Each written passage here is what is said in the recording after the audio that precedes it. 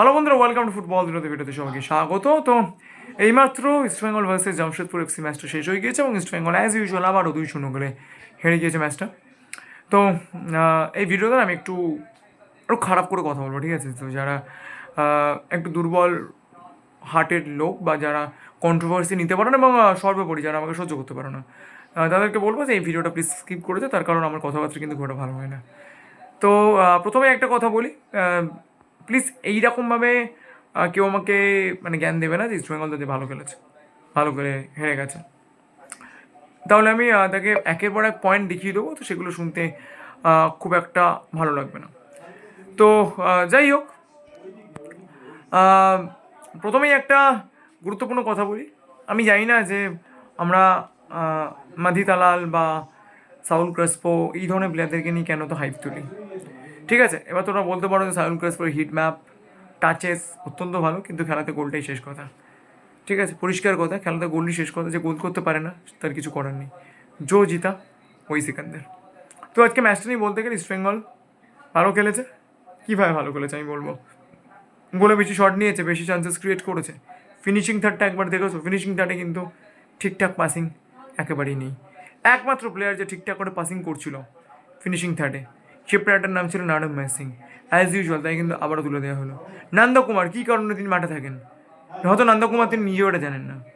আর অবশ্যই হয়তো এই কথাটা আমি আজকে বলবো, শুনতে খুব খারাপ লাগবে, তাও বলছি।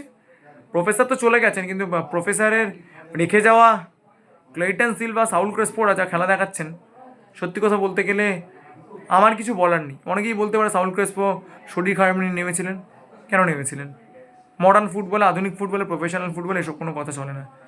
আমার যদি শরীর খারাপ থাকে তাহলে আমি নামবো না খেলতে, কিন্তু নেবে আমি এরকমভাবে কোনো দিন ঝোলাতে পারি না। ওটা একটা পেনাল্টি শট মারা হলো, একটা পেনাল্টি কিক ওরকমভাবে কেউ মারে প্রফেশনাল ফুটবলে? আমি জানি না ওরকমভাবে কেউ পেনাল্টি কিক মারতে পারে কি না।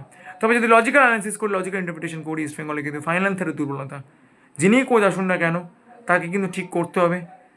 আর অবশ্যই প্রতিটা প্লেয়ার সেলফিশ, প্রতিটা প্লেয়ার কী খেলে না খেলে আমি জানি না। অ্যাটাকিং থার্ডে যারা খেলেন তারা কোথায় কী শট মারেন, কখন মারতে হবে, মিনিমাম সেন্সটুকু নেই।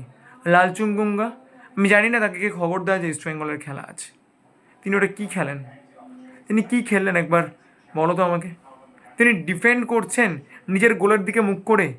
একজন ডিফেন্ডারের একটা মিনিমাম সেন্স নেই, যখন কোনো বলকে ডিফেন্ড করতে হয় তখন বিয়ন্ড দ্য গোল নিজের বডিটাকে রাখতে হয়। বলের লাইনে তিনি বডিকে নিয়ে চলে গেলেন, কিন্তু তার মুখটা টুয়ার্ডস দ্য গোল। মুখটা কোথায় থাকা দরকার? মুখ তো সবসময় থাকবে beyond the goal, outwards the goal. তিনি এটা কীভাবে ওটা করলেন, কীভাবে ওন গোল করলেন? ওই ওন গোলের কোনো মাপ হয়? আমি জানি না কীরকমভাবে এই জিনিসগুলো দিনের পর দিন চলবে বা আর কতদিন চলবে। আর অবশ্যই প্রফেসরে রেখে যাওয়া প্লেয়ার ক্লেইটন সিলভা, কিছু বলার নেই। আমি জানি যে ক্লেইটন সিলভা ইস্ট বেঙ্গলকে সুপার কাপ চ্যাম্পিয়ন করা গোলটা করেছেন, তাহলে সেটা নিয়েই বসে থাকো, তাহলে সারা জীবন তাহলে সেটা নিয়েই খাও, সেটা ভাঙিয়েই খেতে হবে যে ক্লেইটন সিলভা তো সুপার কাপ চ্যাম্পিয়নের গোলটা করেছিলেন। ড্রাস্টিক চেঞ্জ দরকার ইস্ট বেঙ্গল টিমটাতে, সত্যি কথা বলছি। টিম খারাপ নয়, কিন্তু এমন একজন কোচ দরকার যিনি কিন্তু এইসব প্লেয়ারদেরকে ঠিকঠাক করে খেলাতে পারবেন। কেউ কাউকে পাস দেয় না, কেউ কিছু করে না, একদম খুব খারাপ। তো যদি আজকে পজিটিভ যদি কিছু বলো, আবারও আনোয়ার আলীর পারফরমেন্স, তার কি পাস, তার ইন্টারসেপশন, তার ডিফেন্ডিং সবই কিন্তু অত্যন্ত নজর কেড়েছে। বিশেষ করে তার কি পাসেসগুলো, যেরকমভাবে তিনি প্রায় 40, 50, 60 ইয়ার্সের লং বল বাড়াচ্ছিলেন। আমার খারাপ লাগে আনোয়ার আলীর জন্য যে তিনি এরকমভাবে হিউমিলিয়েট হচ্ছেন। এমন একটা টিমে তিনি এসেছেন যে টিমের মধ্যে এত এত ইগো, এবং এই টিমের প্লেয়ার্সরা নিজেদেরকে সবাই রোনাল্ডো মেসির সমতুল্য প্লেয়ার বলে মনে করেন। তো সেরকম একটা টিমে এসে আনোয়ার আলী তার নিজের যে ট্যালেন্ট সেটাকে কিন্তু তিনি ওয়েস্ট করছেন।